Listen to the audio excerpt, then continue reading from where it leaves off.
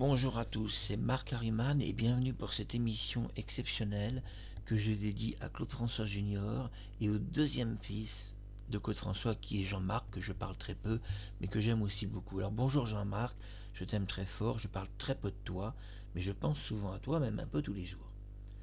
On va parler de la mort de Claude François. Bonjour Danny Borg, bonjour les Claudettes. Je vous aime fort. J'ai annoncé à la capitaine des Claudettes cette émission exceptionnelle où je vais parler de la mort de Claude François. On va en parler surtout en détail. Et puis aborder des sujets fâcheux comme sa relation réelle avec Kathleen, sa soi-disant dernière fiancée. Ouh là là, tout ce qu'on vous a raconté est très loin d'être réel. Et heureusement, il existe un homme qui sait la vérité, c'est cet homme. Jacques Harvey. Jacques Harvey est donc un ami de Claude François, voilà. Il est un ami de Claude François, un intime, je vais rapprocher, voilà, un intime de Claude François, un ami personnel. Jacques Harvey confie dans ce très beau livre qu'il publie 2 mois après la mort de Claude François qu'il rencontrait Claude François 3 jours avant sa mort. Et Claude lui a fait certaines confidences sur Kathleen, justement. Et pas que cela. Mais Jacques Harvey a eu la chance extraordinaire, c'est de recueillir le témoignage de 3 personnes, 3 filles qui ont vu la vraie mort de Claude François, qui sont des témoins oculaires de sa mort et que la police a refusé d'écouter. C'est pas rare. C'est pas rare que les flics, dans la mort de quelqu'un, s'intéressent pas à des témoins oculaires. En plus, il y en a 3. Vous imaginez quand même l'histoire.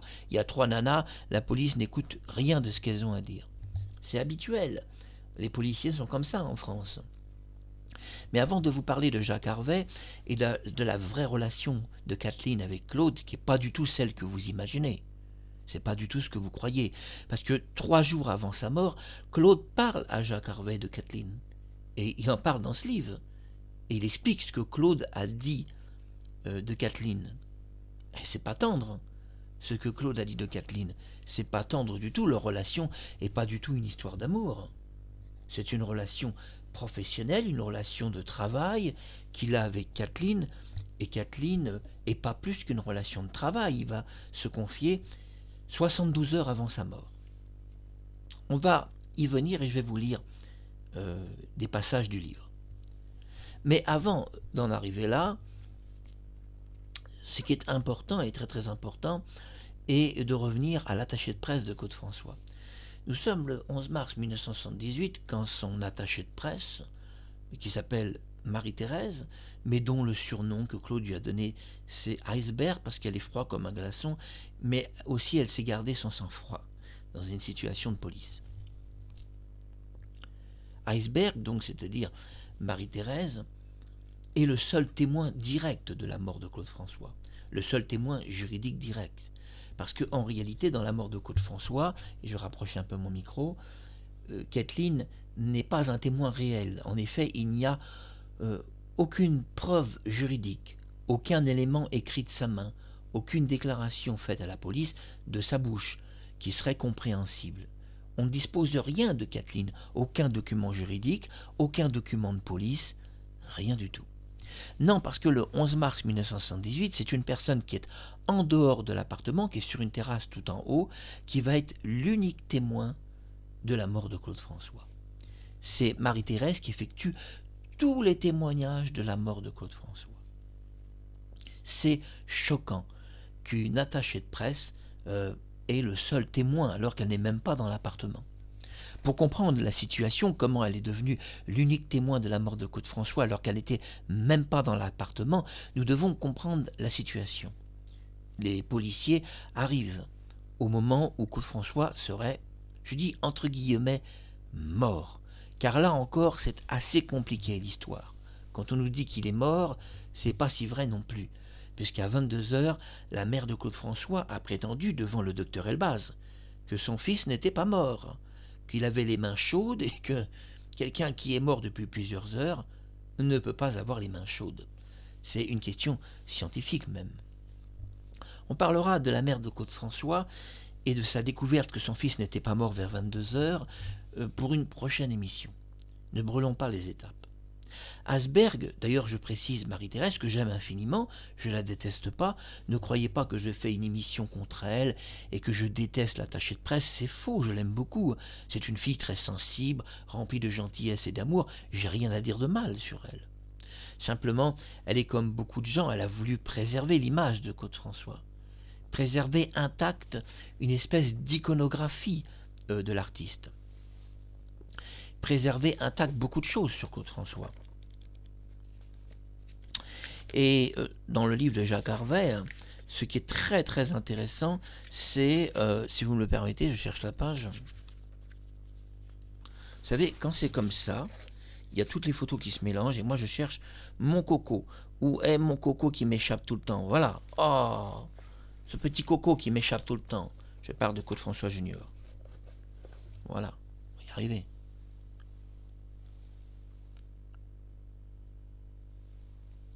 C'est Jacques Harvey qui a révélé l'existence de Claude François Junior et l'existence de Jean-Marc, deuxième fils de Claude François. Claude François ne voulait pas révéler l'existence de ses deux enfants et Jacques Harvey va le forcer à le faire. On reviendra là-dessus plus tard. Et sur les confidences de Jacques Harvey, les confidences de Claude 3 jours avant sa mort, c'est-à-dire 72 heures. Mais avant de parler de tout ça, revenons à l'attaché de presse. Quand la police arrive le 11 mars 1978, ils sont confrontés à un certain problème, on doit le reconnaître. Kathleen hurle, crie, elle n'est pas dans son état normal. Enfin, quand je dis qu'elle hurle et qu'elle crie, ça c'était un petit peu avant que la police arrive. Non, quand la police arrive, elle est plus calme. Mais elle parle dans un anglais totalement incompréhensif. Et d'ailleurs, le secouriste de Paris, qui l'ont eu au téléphone, ont expliqué qu'effectivement, ils ont eu un certain mal à comprendre son anglais et que Kathleen était incapable de dire où elle se trouvait. Quand l'homme du SAMU l'a interrogé, « Où êtes-vous? Que s'est-il passé? Il y a eu un accident, expliquez-nous. Vous vous trouvez à quel endroit? On va vous envoyer quelqu'un. » Mais Kathleen ne savait pas l'adresse de Claude François. Elle prétend effectivement vivre avec Claude François depuis 1976. Mais évidemment, ce qu'elle prétend est faux. Elle n'a jamais vécu avec Claude François, tout est 100% faux de leur histoire. Et Jacques Harvey d'ailleurs l'a révélé, puisque Claude François, 72 heures avant sa mort, a parlé de Kathleen et a expliqué la vraie histoire. Donc elle ne connaît pas l'adresse de Claude François, puisqu'elle ne vit pas avec lui dans son appartement. Claude François ne veut pas de Kathleen pour diverses raisons. Tout d'abord, devant son appartement, il a certaines fans qu'il aime beaucoup, qu'il affectionne. Il a quelques petites filles qui viennent de 15, 16, 17 ans. Il est parfois un papa pour elles. Et il ne se passe pas beaucoup plus, souvent, qu'un papa qui a de l'affection pour elles. Claude François est très généreux. Alors qu'un jour, il a une fan devant sa porte qui s'était pas lavé depuis plusieurs jours, qui n'avait pas mangé, qui avait fait une fugue. Quittant ses parents, Claude l'interroge. « Mais que fais-tu devant ma porte? Depuis 3 jours, tu t'es pas lavé, tu n'as pas mangé. Laisse-moi au moins t'offrir un sandwich, quelque chose. » Et puis la jeune fille, un peu timide, ne voulait pas trop qu'on l'assiste, un peu de fierté, et Claude François va alors sortir de sa poche un gros billet de 500 francs nouveaux. Mais à l'époque, 500 francs, c'était énorme. Elle pouvait faire des courses pendant tout un mois en plein Paris. C'était énorme, 500 balles, puisque les gens qui travaillaient, les caissières, gagnaient 2000 balles. Donc imaginez, 2000 francs, 500 francs, c'était énorme. C'était, on va dire, le quart d'un salaire d'un ouvrier. Mais enfin, il y en a qui gagnaient beaucoup plus. Claude François a donc devant sa porte une fille assez jolie, qui ne s'est pas lavée, qui est mignonne, qui est gentille. Il est un peu un papa pour elle, lui propose pas du tout de coucher avec elle. Tout ça, c'est quand même un petit peu surfait dans son image, que l'on verrait parce qu'il est un homme et que eux sont des filles, uniquement des relations sexuelles. Ça, c'est très surfait parce que dans la vérité, il était aussi un papa pour elle. Et ça n'a pas été dit et ça doit être aujourd'hui corrigé. Claude lui parle et il dit « Écoute, j'ai 500 francs sur moi, écoute, je vais sortir. Voilà, prends ces 500 balles et puis va t'acheter à manger puisque tu ne veux pas de mon sandwich. Voilà, je ne veux pas te forcer à manger chez moi. Tu veux pas te doucher, je te propose ma douche. Tu es un peu timide. Bon, tu as peut-être un petit peu peur que je te viole. Tu veux pas, bon, c'est tout. » Et puis bon, elle a accepté de prendre une douche et elle a visité la salle de bain de Claude François. Elle a d'ailleurs été témoin, comme beaucoup de gens qui ont visité sa salle de bain, que il n'y avait pas d'applique au-dessus du bain. D'ailleurs, Jacques Harvey explique qu'il n'y a jamais eu d'applique au-dessus du bain. Jamais. C'est un montage complet. La mort de Claude François est un montage complet. Il n'y a jamais eu aucune applique. Jacques Harvey est formel. 3 jours avant, il est avec Claude François. Il visite sa salle de bain. Il n'y a pas d'applique. Il explique qu'il y a eu une erreur. Nous allons revenir après sur Marie-Thérèse.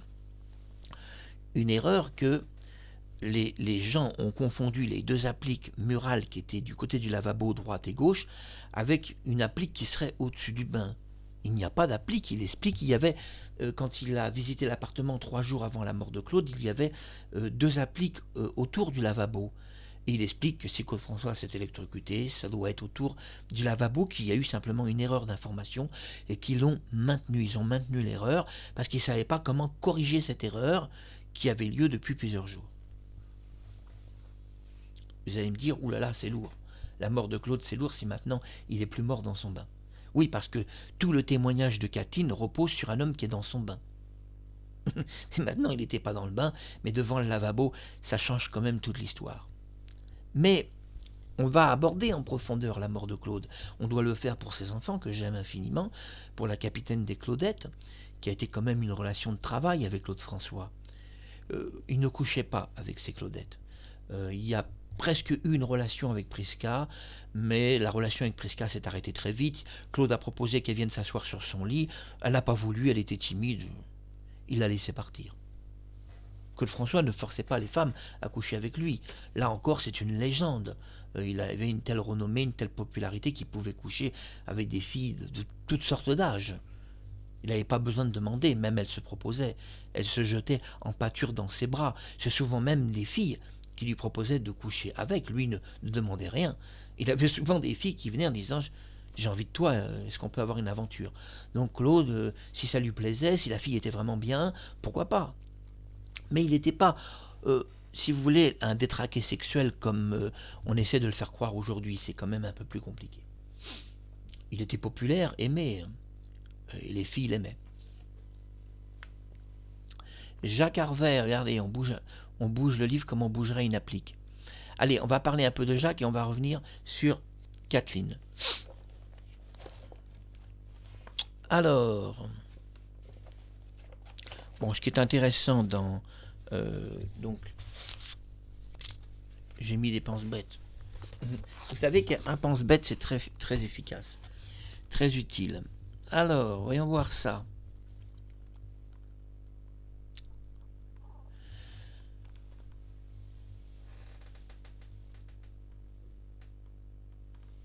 Voilà, je vous raconte pas de blague. 3 jours avant sa mort, Claude François me disait « Moi, ce sont les femmes qui me quittent. » Il riait. Mais son rire avait quelque chose d'amer. Et déjà, Kathleen, sa dernière petite fiancée, mais ça nous savons que c'est pas si vrai, puisqu'il était avec Madeleine, et donc Kathleen n'était pas sa dernière fiancée, mais du moins dans l'esprit populaire des gens, elle l'était. Donc, je continue. Mais Kathleen, sa dernière petite fiancée, se réservait ses grâces que pour les photographies, qui la surprenaient avec Clo-Clo. En privé, elle commençait, elle aussi, à se sentir écrasée sous le laminoir Claude François.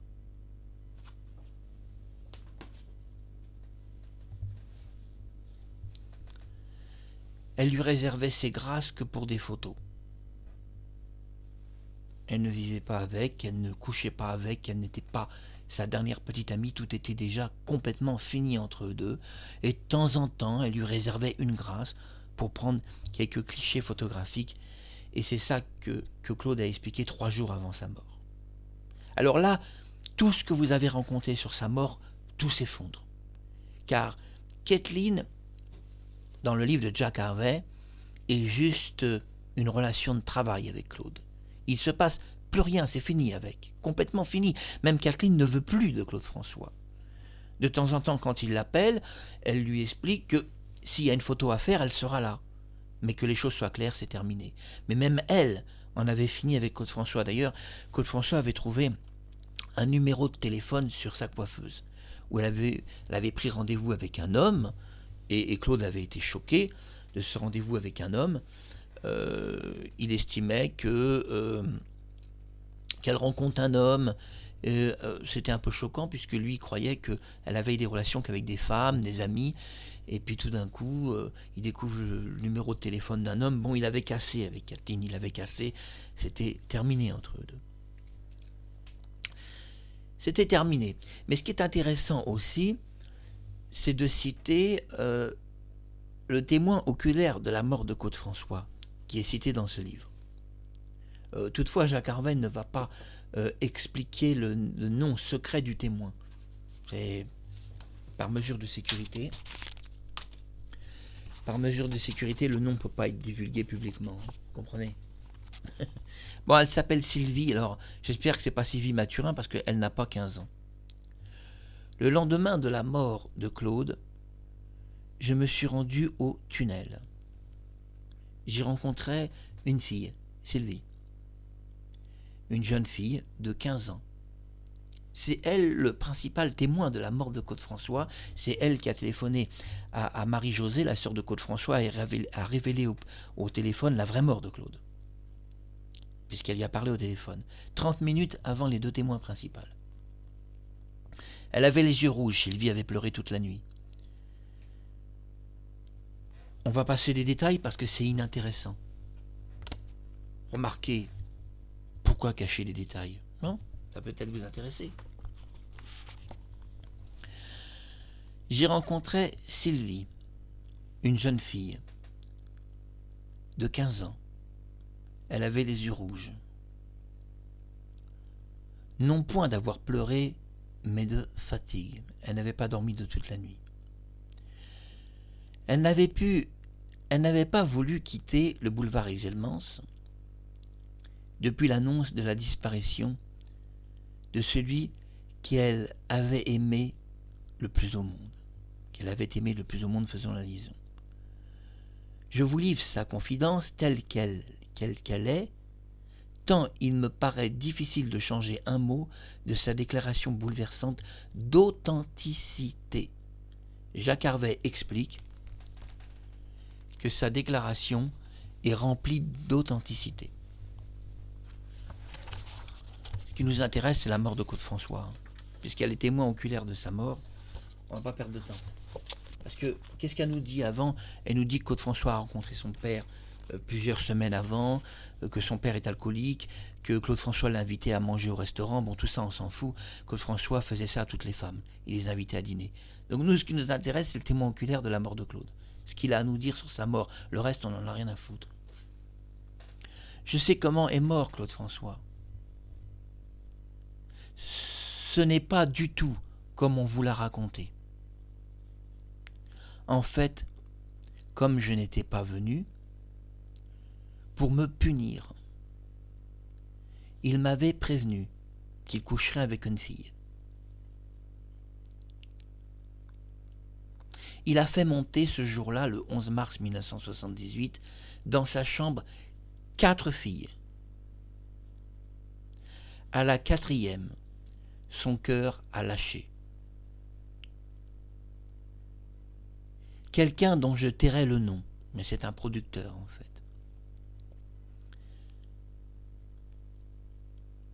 est entré chez lui a mouillé les cheveux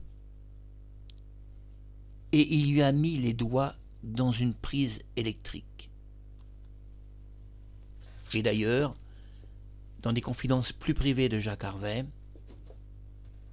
cet homme a menacé de mort les filles de ne jamais parler.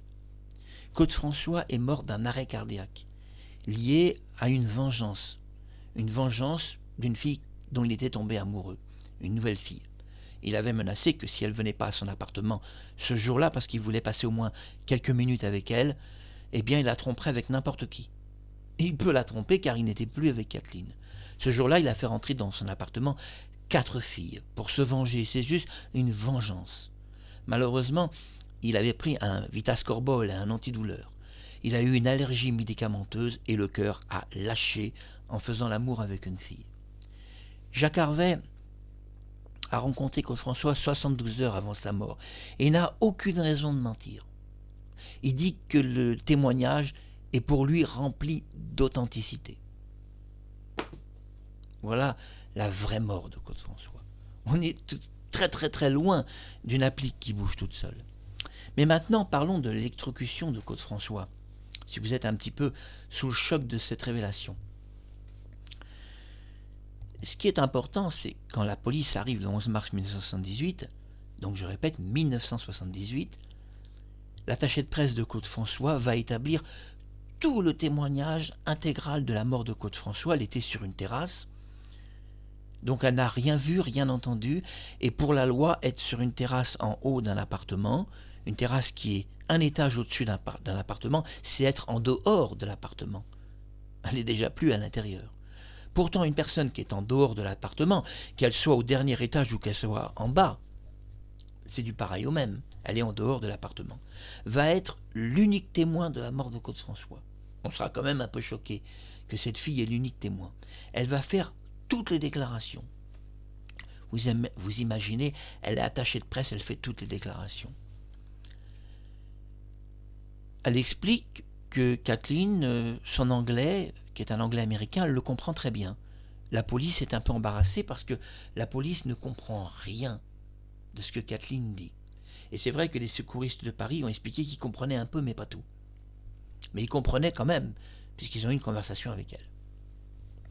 La police va alors accepter que Marie-Thérèse effectue tout le témoignage de la mort de Claude François, alors qu'elle n'a rien vu, ni électrocution ni rien, qu'elle se trouve en dehors d'un appartement. Elle est même tout en haut de l'immeuble. Illogique qu'un tel témoin soit considéré comme valable, même pour la justice, même au regard d'un dossier de police. Marie-Thérèse va alors traduire, je l'ai expliqué la dernière fois, le témoignage de Kathleen. Mais on s'étonnera. Attendez. Vous allez comprendre.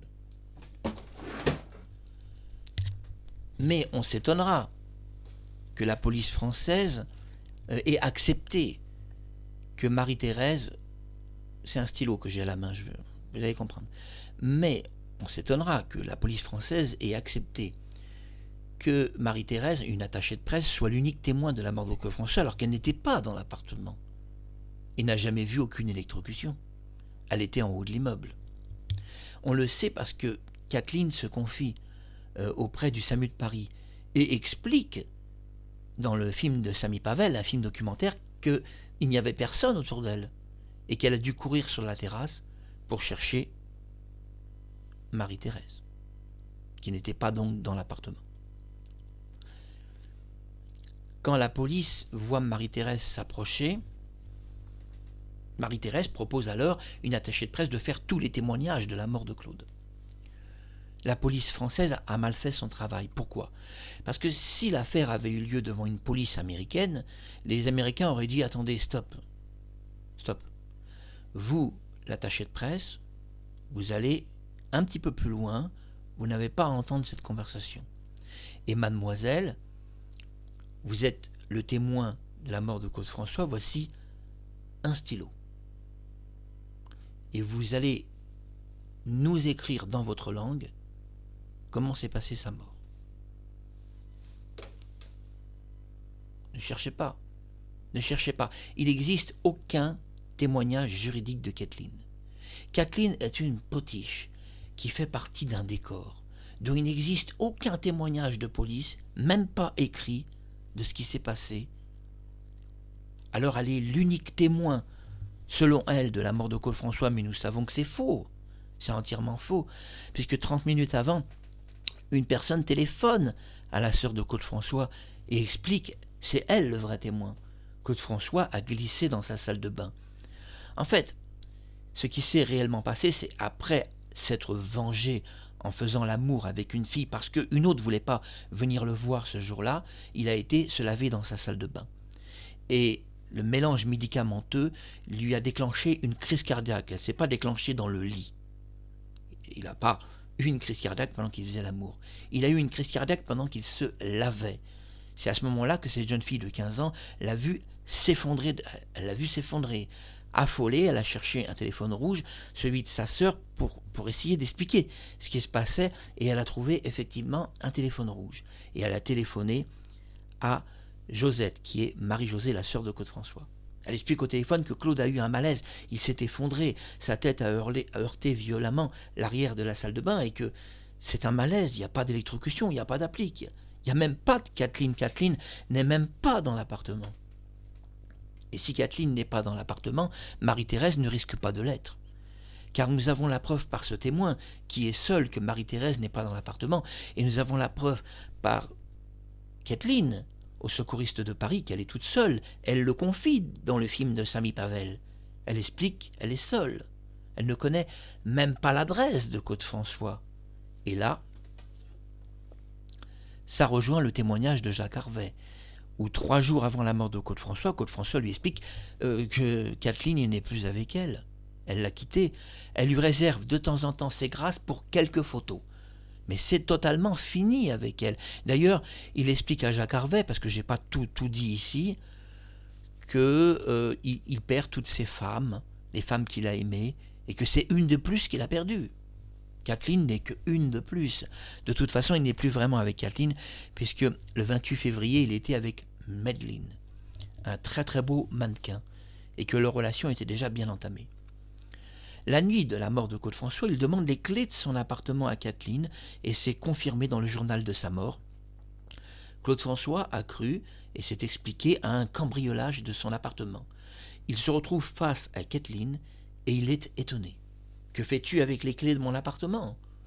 Elle lui explique qu'elle a oublié de lui redonner le double des clés de son appartement. Alors, pris dans un état un petit peu coléreux, il lui explique qu'elle doit lui redonner les clés de son appartement. On ne sait pas si à ce moment-là, Kathleen n'a pas essayé peut-être de se réconcilier un peu avec lui. C'est possible. Dans le livre de Jacques Harvey, cette même fille de 15 ans, qui a vu la vraie mort de Claude François, qui est mort d'un arrêt cardiaque suite à une relation sexuelle d'une vengeance, simplement d'une vengeance. Et la relation sexuelle ne l'a pas tué. C'est quand il a pris son bain qu'il a été foudroyé d'une crise cardiaque, qui d'ailleurs n'a peut-être rien à voir avec le sexe, mais simplement avec l'absorption de médicaments, qui explique beaucoup mieux le témoignage du médecin. J'arrivais à chaque fois à temps à son appartement pour sauver Claude François, mais ce jour-là, je n'ai pas pu le sauver, il est mort. Bon, Claude François s'électrocutait pas tous les jours dans son bain, donc il s'agit bien d'un problème d'une relation avec les médicaments. Claude François a fait une overdose de drogue médicamenteuse. Il peut avoir pris un antidouleur, ça c'est évident, puisqu'il avait un ulcère à l'estomac, avec un Vitascorbol et puis un boostant sexuel. Il a mélangé tout ça. Et le boostant sexuel, avec le reste, bon. Il est tombé reine mort dans la salle de bain. Voilà sa vraie mort qui vous a jamais été racontée et qui n'existe que dans ce livre de Jacques Harvey, où Jacques Harvey explique que 3 jours avant, il est avec Claude François. Il n'y a pas d'applique au-dessus du bain. Il est formel. Il explique que ce sont des fausses informations de presse et que, parlant à Claude François ce jour-là, il aurait quand même vu s'il y avait une applique. Il explique qu'il y avait 2 appliques sur les côtés du lavabo, mais rien au-dessus du bain. D'ailleurs, ça a été confirmé par des centaines de stars. L'entourage de Claude François apprend une énormité dans la presse. Claude François s'est électrocuté sur une applique au-dessus de son bain. Bon, la plupart des personnes vont demander à Evelyne Buggy, mais enfin, c'est quoi cette histoire? Claude serait mort, on n'a jamais vu d'applique au-dessus de son bain, mais vous imaginez, Evelyne Buggy a essayé d'expliquer que cette applique aurait été installée au mois de juillet, mais on ne trouve aucune facture d'installation. Et à l'assureur, où Claude François rencontre son assureur 15 jours avant sa mort, on ne trouve auprès de l'assureur aucune déclaration d'un objet qui serait dangereux au-dessus du bain. Claude François contracte 15 jours avant sa mort une assurance vie qui va, si vous voulez, couvrir 250 millions de dettes, puisqu'il doit pratiquement la moitié d'1 milliard aux impôts, mais il doit beaucoup plus parce qu'il a des dettes en dehors. Il doit en tout pratiquement 1 milliard. Ce jour-là, Marie-Thérèse, son attachée de presse, décide d'effectuer tous les témoignages. Si elle avait été confrontée à une police américaine, la police américaine aurait dit écoutez, vous allez un petit peu plus loin, nous ce qu'on veut c'est le témoignage de cette personne et pas le vôtre. Et vous n'avez pas à faire tous les témoignages de sa mort. Vous savez que les Américains sont très méticuleux. S'il y a 2 témoins d'un accident, on ne peut pas récolter un seul témoignage et expliquer, en plus vous imaginez, une attachée de presse. Et voilà que l'attaché de presse devient l'unique témoin de la mort de Claude. Mais cet attaché de presse, si vous voulez, si elle a cherché peut-être à rendre service à Claude François, car elle a cherché à protéger son image artistique, ça c'est clair. Malgré tout, on doit reconnaître que sa façon de faire est un petit peu tout de même étrange. Alors que Claude François est sur son lit de mort, près de 10 minutes, où ça n'a pas été confirmé par le pompier, puisque le pompier explique quand il est arrivé qu'il a trouvé Claude François dans une salle de bain. C'est pas ce que nous dit dans le rapport de police l'attaché de presse. Ça faisait déjà 10 minutes qu'il était sur son lit de mort, et pas dans une salle de bain. Le pompier semble nous parler d'une histoire qu'il a peut-être jamais vécue, ou jamais vue de sa vie. Il est même possible qu'il a jamais été pompier, mais juste un comédien engagé par la télévision pour faire du sensationnel sur la mort de Claude François.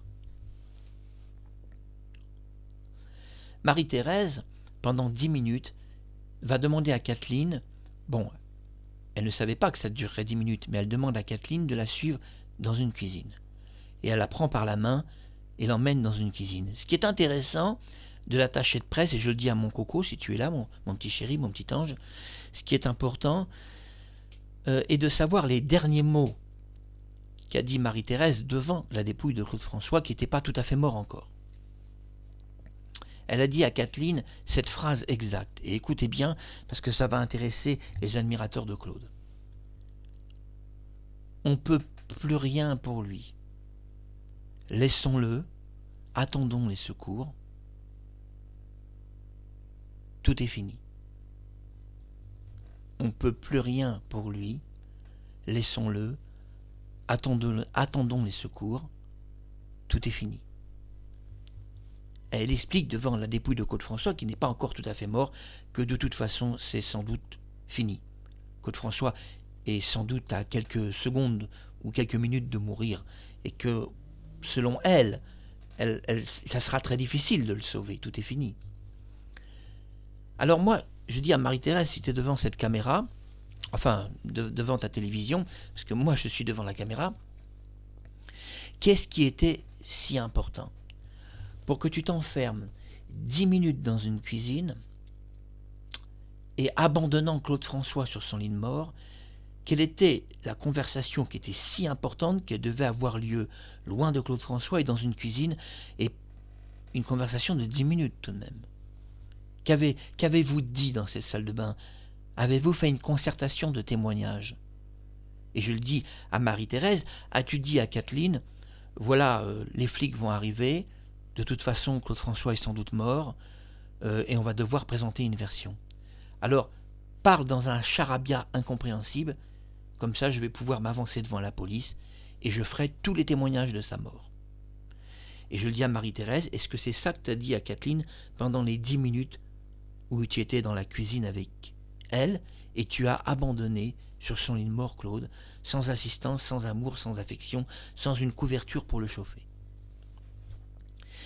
Et je le dis à la sœur de Claude François, comme à ses 2 enfants, qu'est-ce qui était si important pour qu'une attachée de presse décide de quitter le corps de Claude François mourant, pour s'enfermer 10 minutes dans une cuisine avec le soi-disant seul témoin de sa mort, Kathleen? Qu'est-ce qui était si important d'avoir une conversation? La conversation était plus importante que l'état de santé de Claude, que l'urgence. Quand une personne est accidentée, on reste près de la personne. On lui touche les mains, on lui parle. Les secours arrivent, t'inquiète pas, on va te sauver. Je ne comprends pas cette attitude, mais Marie-Thérèse a expliqué secrètement devant un journaliste, et je rends public cette confession très secrète, qu'elle n'avait pas trouvé d'autre solution. Kathleen avait piqué une crise de folie absolue, et elle a cherché à l'entraîner à la cuisine pour la calmer. Mais le problème est de savoir, Marie-Thérèse, si tu as entraîné Kathleen à la cuisine pour la calmer, ou si tu l'as entraînée pour une concertation de témoignage. Essayons de nous mettre d'accord sur ce qui est arrivé dans cette salle de bain. Car c'est bien là le problème. C'est qu'il est quand même étrange, et je le dis à Marie-Thérèse, que tu t'approches devant la police et que tu expliques que eux comprennent rien, mais que toi tu comprends tout. Et que tu vas faire le témoignage de Kathleen. Ainsi, Kathleen parle dans sa langue, et Marie-Thérèse traduit à la police tout ce que lui dirait Kathleen. Mais il est évident que si Kathleen a raconté des choses totalement incohérentes, comme des doigts carbonisés en 4 ou 5 secondes, il est évident que l'attaché de presse n'est pas con. Et qu'elle s'est dit, ça c'est un peu incohérent, on va changer certains détails. Bien sûr, je ne peux pas lui prêter de mauvaises intentions, de lui dire qu'elle a fait. Elle aurait pu, en toute bonne foi, faire un véritable témoignage de Kathleen. Mais malheureusement, ça n'a pas de valeur juridique. Kathleen est une potiche, c'est ce que je disais à la capitaine des Claudettes et aux 2 enfants de Claude François que je connais. Je disais à Marc et Coco, Kathleen est une potiche, elle fait partie d'un décor. Elle est tellement une potiche que vous parlez dans toute la France qu'elle est l'unique témoin de la mort de Claude François, il n'y a même pas une déposition de police qui serait écrit avec un stylo et de sa main. Il n'y a rien. Elle est tellement une potiche dans la version de sa mort qu'il n'y a pas un seul témoignage verbal recueilli par la police, qu'il n'y a pas un seul témoignage écrit recueilli par la police. Le seul témoin qu'on a, la belle histoire, une attachée de presse. C'est elle, l'unique témoin, une nana, je ne vais pas être méchant avec elle, et je ne vais pas être machiste, une nana qui est en dehors de l'appartement, tout en haut et qui n'a rien vu de l'accident. Mais je vous rassure, je le dis à la capitaine des Claudettes, comme je le dis aux 2 enfants de Claude François, si Marie-Thérèse n'a rien vu de l'accident, que dire alors de Kathleen? Parce que, dans le livre de Jack Harvey nous confie que 3 jours avant sa mort, Claude François ne voit plus du tout Kathleen. Kathleen lui propose de temps en temps une photographie d'un podium. Mais c'est tout, il n'y a plus rien avec elle. Alors comment se fait-il, puisqu'il ne la voit plus et qu'il y a une photographie de temps en temps dans la presse, comment se fait-il que cette femme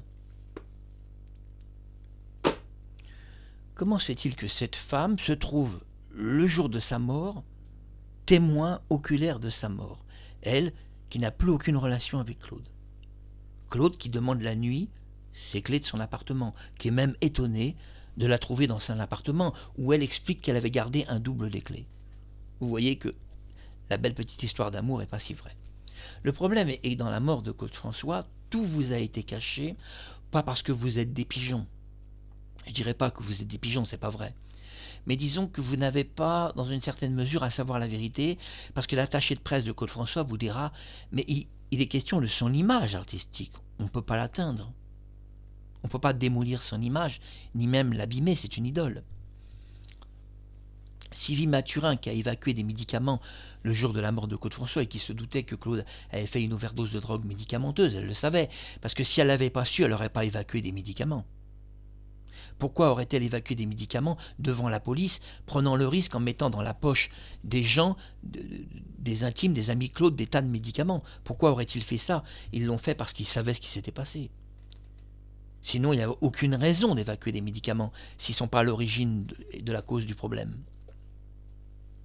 Et l'origine de problèmes sexuels ou amoureux n'a rien à voir avec, selon moi, je ne suis pas médecin, avec la crise cardiaque. Ça n'a rien à voir. C'est pas parce que vous couchez avec une fille que forcément vous allez avoir une crise cardiaque suite à ça. Ça n'a rien à voir. C'est surtout les médicaments qu'il a pris qui ont été contradictoires et ce mélange qui lui a été fatal.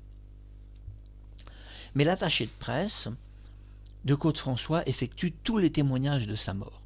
C'est choquant qu'elle s'enferme 10 minutes dans une salle de bain, abandonnant complètement Claude sur son lit de mort. Très très choquant. Je veux dire que l'explication qu'elle donne, que Kathleen piquait une crise d'hystérie, je dirais, c'est valable, mais elle pouvait très bien l'enfermer quelque part. C'est pas ce qui manque des portes qui ferment chez Claude François. Elle pouvait l'enfermer quelque part et dire attends ici, je vais m'occuper de Claude pour pas qu'il reste seul. Alors, les dernières 10 minutes de Claude François sont tragiques, il est tout seul, il est complètement abandonné. Lui qui n'aime pas être seul, lui qui n'aime pas être abandonné. Mais alors, si le mort est en vie quelque part, qu'est-ce qu'il pourrait vous dire sur Kathleen? Il vous dirait la vérité, la même qu'il a dit à Jacques Harvey, 3 jours avant sa mort, qu'il s'étonne que Kathleen ait été témoin de sa mort, puisqu'elle lui réserve que quelques photos de temps en temps et qui sont plus du tout ensemble. Qu'est-ce qu'elle fait dans cet appartement? À prétendre être la future femme de Claude François. Elle prétend être sa future femme et d'avoir 7 enfants avec lui. Jacques Harvey, qui rencontre Claude François la dernière fois 3 jours avant sa mort, nous explique que Claude lui explique verbalement qu'il n'est plus avec Kathleen, que c'est fini, qu'il perd toutes ses compagnes, et que Kathleen est une personne de plus qu'il a perdue, c'est précisé dans le livre. C'était important de mettre en lumière la mort de Claude François et de vous parler de Sylvie, qui était une fille de 15 ans, et qui a été témoin oculaire de la vraie mort de Claude François, là j'en ai parlé. J'ai osé vous en parler, le livre de Jacques Harvey, vous pouvez peut-être le trouver d'occasion et l'acheter, parce qu'il sera intéressant à lire. Et vous découvrirez qu'il n'y avait pas d'applique au-dessus du bain et que Claude François s'était électrocuté, selon lui, sur une applique murale autour du lavabo. Il y en avait 2. C'est la seule explication selon lui, parce qu'il ne comprend pas cette histoire d'applique au-dessus du bain. Je suis très heureux d'avoir mis en lumière la mort de Claude François par des faits réels, attestés par un journaliste, un ami personnel de Claude, qui 3 jours avant le rencontrait. C'est pas rien ce témoin. Et pourtant ce témoin n'a pas été entendu par la police. Et ce témoin, Jacques Harvey, a fait un enregistrement du témoin oculaire de la mort de Claude François. La police n'a jamais entendu l'enregistrement. La police n'a pas fait de perquisition chez Jacques Harvey pour récupérer la bande de ce témoin qui a vu la vraie mort de Claude François. Il serait peut-être intéressant de récupérer l'enregistrement audio, je le dis, pour écouter ce que ce témoin a à dire. Mais l'enregistrement audio est aujourd'hui dans un coffre-fort, racheté par des collectionneurs. Vous n'entendrez jamais cet enregistrement. Toutefois, je ne vous cache pas qu'il est possible que la personne qui ait cet enregistrement, ce soit moi. Pourquoi pas? Mais ça, vous n'en saurez jamais rien. S'il y a quelque chose qui est dit dans l'enregistrement que je ne veux pas révéler publiquement parce que je trouve que c'est peut-être trop intime, trop secret, trop confidentiel, puis il y a la vie privée, il y a le respect, je dis que c'est peut-être mieux que cet enregistrement reste pour toujours dans un coffre-fort et que personne n'entende jamais ce qui s'est passé. Mais une chose est sûre à 100%, c'est qu'un homme a mouillé les cheveux de Claude François et que la personne qui effectue ce témoignage ne pouvait pas savoir que les cheveux de Claude François étaient mouillés, car cela a été révélé 40 ans après sa mort. C'était Marc Harriman sur YouTube, La vraie mort de Claude François, en détail. Si vous aimez la vie de cet artiste, essayez de trouver le livre d'occasion quelque part dans une brocante, peut-être, je le dis à Sophie Marceau, peut-être dans une brocante, tu vas trouver ce livre. Donc, essayez de le trouver, 1978, Jacques Harvey. Voilà, je vous montre à quoi ressemble le livre pour que vous puissiez le chercher dans une brocante.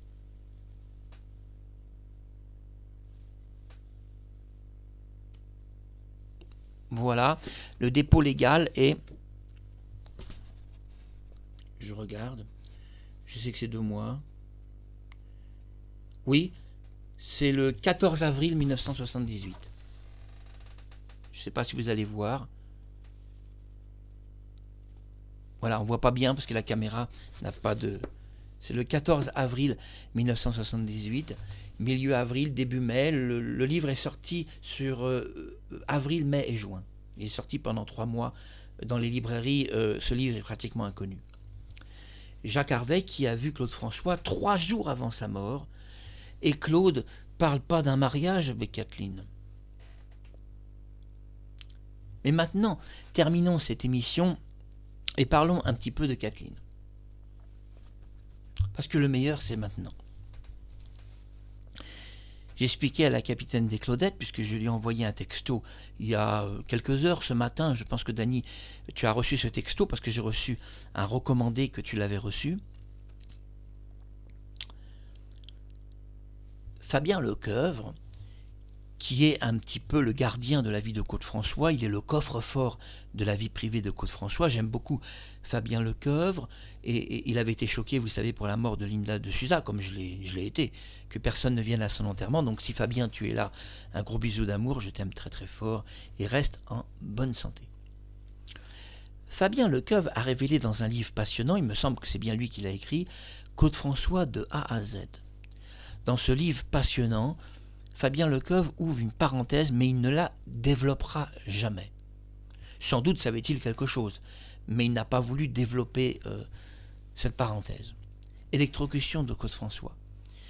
Fabien Lecoeuvre nous apprend que Claude-François, dans le livre Claude-François de A à Z, je pense que c'est lui qui l'a écrit si je me souviens bien, mais en tous les cas, ce livre s'appelle Claude-François de A à Z, ça j'en suis sûr. Ce livre révèle que Kathleen a vécu, quelques mois avant la mort de Claude, une autre terrifiante électrocution. Cette électrocution a eu lieu aux États-Unis. Kathleen était surexcitée, nerveuse, c'est ce que ne révèle pas le livre. Elle avait explosé en larmes, elle était incontrôlable ce jour-là. Le frère de Kathleen, John, s'est électrocuté, lui aussi, dans une salle de bain. Il s'est électrocuté dans une salle de bain, lui aussi a vu un objet métallique bouger tout seul, et les mains mouillées et tout nu, il va toucher à cet objet métallique et il va gravement s'électrocuter. Le frère de Kathleen est resté paraplégique à vie dans un fauteuil roulant, aujourd'hui il est peut-être d'ailleurs mort, qui peut dire. Mais on sera tout de même étonné du parallèle entre l'électrocution de son frère, tout nu dans une salle de bain, les mains mouillées, touchant un objet métallique, restant handicapé dans un fauteuil roulant, et son futur mari, Claude François, qui lui aussi est tout nu dans une salle de bain, touche un objet métallique, les mains mouillées lui aussi, s'électrocute de la même manière, mais lui, il y a une différence, il est mort. C'est la différence. Et la différence est tout de même énorme qu'il soit mort, parce que lui est un homme qui court des joggings de 40 km. Claude François a un cœur extraordinaire, 25, 30, 40 km. On sait que ce jour-là, le cœur a lâché, ça c'est certain, car nous avons le témoignage du premier témoin qui explique que le cœur a lâché, il s'est effondré, Claude François, dans sa salle de bain, et sa tête a violemment heurté la salle de bain, et il a eu un hématome au bras, qui a été d'ailleurs constaté par la police. Donc il a vraiment été victime d'un arrêt cardiaque, c'est certain, parce qu'il a le sens de l'équilibre et il ne tomberait pas dans une salle de bain. D'ailleurs, elle explique quand il est tombé, ses yeux se sont fermés, il a été pris d'un vrai malaise. L'arrêt cardiaque a d'ailleurs été confirmé par le pompier. Il n'y a pas d'excitation d'une électrocution.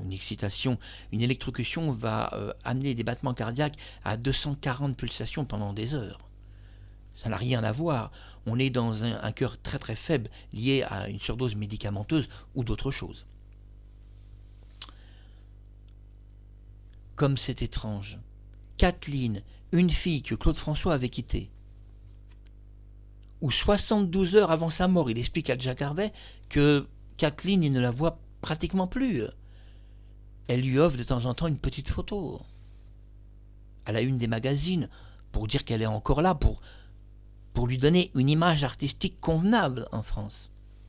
Car Claude François a besoin de cette image artistique de la belle blonde qu'il a rencontrée, il a besoin de véhiculer une information précise.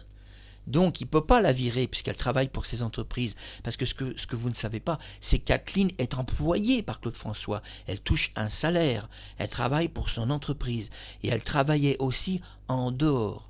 Elle avait expliqué au moulin de Claude François qu'elle voulait continuer de travailler dans un autre boulot qu'elle avait trouvé et elle ne pouvait pas se consacrer non plus totalement à sa carrière. Dans les confidences de ce livre, revenons au témoin principal de la mort de Claude. Elle n'est pas tendre sur Kathleen. Ce qu'elle dit sur elle est assez terrifiant. Sylvie, âgée de 15 ans, nous explique que Kathleen est une petite bonne femme que Claude a rencontrée, dont il n'est plus du tout amoureux d'elle. Elle explique que Claude s'est confié sur Kathleen alors qu'ils avaient fait l'amour ensemble, qu'ils étaient une nuit tous les deux. Claude, elle explique que Claude pleurait souvent. Elle explique que quand elle est arrivée, il s'était effondré en larmes. Il pleurait, et ça a été aussi confirmé par Prisca, que Claude de temps en temps pleurait. Mais il pleurait parce qu'il prenait aussi des médicaments. Et que ces médicaments l'amenaient ou sur des colères, ou tout le contraire, sur des états de chagrin avancé, de pleurs, de larmes. C'est les effets médicamenteux, ça nous savons que c'est lié à ça. Alors que Claude François faisait l'amour une nuit avec Sylvie, âgée de 15 ans, Sylvie révèle dans le livre de Jacques Harvey que Claude s'est confié à elle en pleine nuit. Il va mal. Il dit qu'il n'aime plus la vie. Il n'aime plus la vie, il en a marre. Il en a marre de tout et de tout le monde. Il en a assez même de sa carrière. Il aura envie de prendre un peu des vacances, de tourner la page, de faire autre chose, mais il ne peut pas s'arrêter. Il ne peut pas parce que ça lui est impossible dans la situation actuelle des dettes fiscales notamment. Et puis il lui confie quelque chose de très intéressant. Il explique qu'il cherche en ce monde une perfection si absolue et qu'il est malheureux, il souffre. Il n'arrive pas à trouver cette perfection dont il est dans une recherche absolue. Il ne la trouve pas. La jeune fille expliquera qu'elle avait été touchée par les révélations que Claude lui avait faites, qu'il était à la recherche dans ce monde d'une perfection absolue, quelque chose qu'il n'arrivait pas à atteindre, et qu'il en était profondément blessé à l'intérieur de lui-même. Ce livre de Jacques Harvey, vous devez vraiment le trouver quelque part, et je dis à Claude François Junior et Jean-Marc, faites-moi plaisir, mes deux enfants que je vous aime tellement, vous êtes tout pour moi, trouvez ce livre. Ça va vous éclairer sur la mort de Claude. C'est quand même pas rien, un témoin qu'il a rencontré 3 jours avant sa mort. Mais au-delà de ça, car on doit conclure cette émission, mais au-delà de ça, je dirais que Marie-Thérèse, on ne peut pas tout lui reprocher non plus. Elle est surtout une attachée de presse, elle protège l'image de Claude François. Je pense qu'il aurait été difficile pour une attachée de presse qui travaille avec lui. Le jour de sa mort, où Claude est une immense star, de dévoiler d'autres petites choses. Et d'ailleurs, il est possible que Marie-Thérèse ait jamais été elle-même informée de ce qui s'est passé. Et qu'on lui a simplement demandé de jouer un rôle. Puisque de toute façon, elle venait de l'extérieur de l'appartement. Et n'est témoin de rien du tout. Pareil pour Kathleen. Kathleen, elle aussi, n'est pas la dernière petite amie de Claude François. Il se passe si peu de choses. D'ailleurs, Claude explique qu'il est séparé d'elle. Et la capitaine des Claudettes que j'ai rencontrée m'a dit Claude François cachait Kathleen. Il la cachait. Il la cachait quelque part. Sans doute qu'elle a voulu parler que quand Claude François, la mafia lui avait tiré dessus, il avait caché Kathleen pour pas qu'elle soit assassinée. Je pense que c'est ça qu'elle voulait dire. Que Claude François a dû à un moment donné cacher Kathleen parce qu'elle était dans la voiture le jour où il y a eu les coups de feu. Et pour pas qu'elle meure, donc pour pas qu'elle soit tuée, il a décidé de la cacher parce qu'il avait un petit différend avec certains voyous. Et pour pas que accidentellement elle soit blessée ou tuée, il a décidé qu'elle accompagne plus nulle part. Et donc à ce moment-là, il l'aurait mis de côté. De toute façon, 3 jours avant sa mort, Claude François parle d'autres amours qu'il a eus. Et il explique à Jacques Harvey qu'il a perdu les femmes qu'il aimait. Et il explique cette phrase terrifiante, elle me quitte toutes. D'ailleurs, il reconnaît, c'est ça qui est très intéressant, il reconnaît dans le livre de Jacques Harvey qu'il est un peu responsable de cela. Qu'il met des pressions sur les femmes qui sont telles qu'elles ne peuvent en définitive que le quitter. Il explique lui-même qu'il sait très bien que si elle le quitte, c'est de sa faute. Et il le dit. Ainsi, Claude François connu une fille dont il était tombé amoureux. Il l'a quittée Enfin, quand je dis « il l'a quitté », c'est pas si vrai. Elle l'a quitté. Mais dans un sens, c'est un peu lui qui l'a fait. Il lui a reproché que son jean était pas assez moulant. Toute une dispute a eu lieu dans un jean qui n'était pas assez moulant. Et finalement, la jeune fille s'est barrée. Elle en a eu marre de toutes ces remarques. Claude François était quelqu'un de perfectionniste. Il faisait sans cesse des remarques à tout le monde. Son perfectionnisme était tel que sur une Claudette, il pouvait passer comme ça 10 minutes à regarder un petit fil de couture qui dépasse.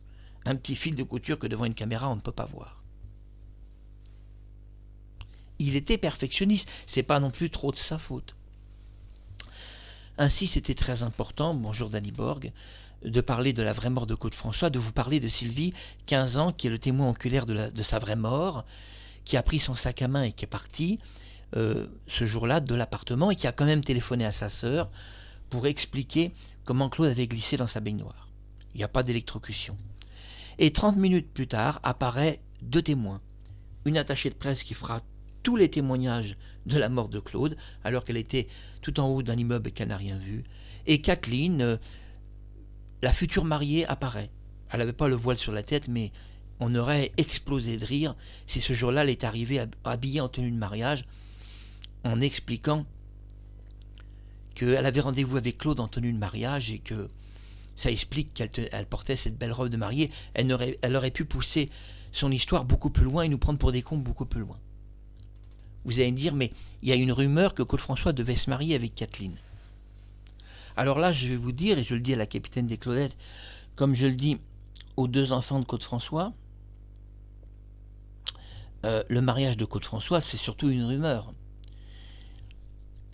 En effet, à un moment donné, au tout début de la relation de Kathleen, Kathleen voulait effectivement se marier avec Claude François. Mais Sylvie, qui a 15 ans et qui vivait une histoire avec Claude François le 11 mars 1978 et quelques jours avant sa mort, explique que Kathleen avait demandé à Claude François de se faire payer une voiture personnelle et que Claude François avait refusé. Elle explique que Kathleen avait demandé qu'il puisse se porter caution et acheter un appartement.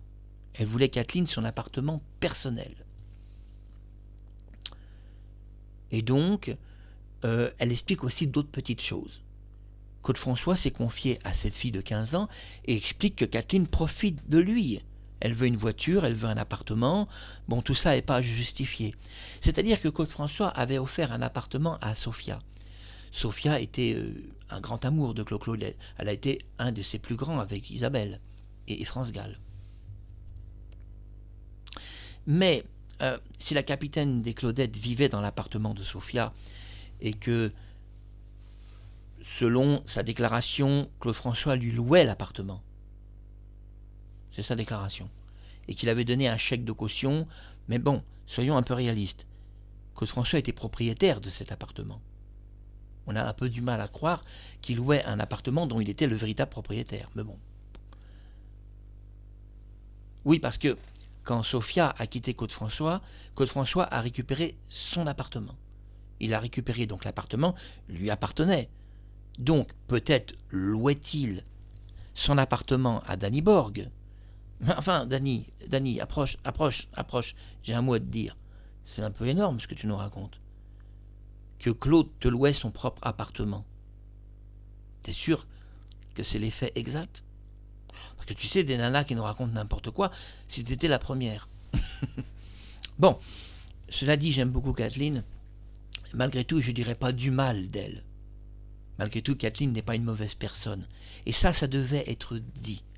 Je n'ai aucune haine, ni contre Kathleen, ni contre Dany Borg, je la déteste pas du tout, ni Marie-Thérèse. Simplement, elles font leur déclaration. Il y a du vrai, sans doute, mais il y a des choses un peu suspectes. Il y a des choses un peu bizarres dans ce qu'elles nous racontent. De toute façon, si Claude François avait loué son appartement à Dany Borg, et je te le dis, Dany, il t'aurait pas fait payer un loyer de main à la main. Ça, c'est impossible. Puisque tu demandais, Dany, des avances, tu sais, des avances financières. Ça t'arrivait de demander une avance. Tu sais que, Dany, tu vivais à crédit. C'est une chose que tu n'as pas forcément dit. Et en vivant à crédit, de temps en temps, tu demandais au comptable de Claude François des avances, que Claude d'ailleurs avait acceptées. Donc, pour payer ton appartement, tu n'avais quand même pas besoin d'aller voir un comptable pour demander une avance pour redonner à Claude son propre argent. Forcément, s'il y a une histoire de loyer entre toi et Claude François, et je te parle à toi, Dany, il est clair que cette histoire, il n'y a jamais eu un seul billet de 100 francs échangé entre vous deux, puisqu'il était le propriétaire légal de l'appartement. Donc, peut-être retirait-il sur ton salaire de Claudette ton loyer. Ce qui est intéressant, c'est de dire les choses en profondeur et qu'on arrête tous de nous prendre pour des cons, parce que je crois que tout le monde en a soupé de toutes les conneries qu'on nous raconte dans la presse. C'était Marc Harriman. Ma chère Dany, je t'aime fort, reste en très bonne santé et longue vie pour toi. Claude François Junior, je t'aime fort, très longue vie pour toi, reste en bonne santé, et si tu es malade, tu te reposes. Tu te reposes. C'est tout ce qu'il y a à faire, tu t'allonges, tu te reposes des jours et des jours. John Hallyday n'a pas voulu vraiment faire ça, et les Américains lui avaient reproché. Ils avaient dit à John Hallyday, reposez-vous, mettez-vous dans un lit et bougez plus. Il avait déjà sauvé une première fois, ils lui ont donné 10 ans de vie supplémentaires. Donc Marie-Thérèse, bonjour si tu es là, attachée de presse.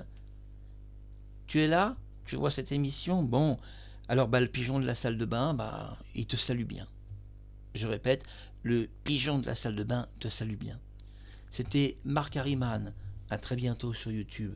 Je vous aime tous tendrement et très fort.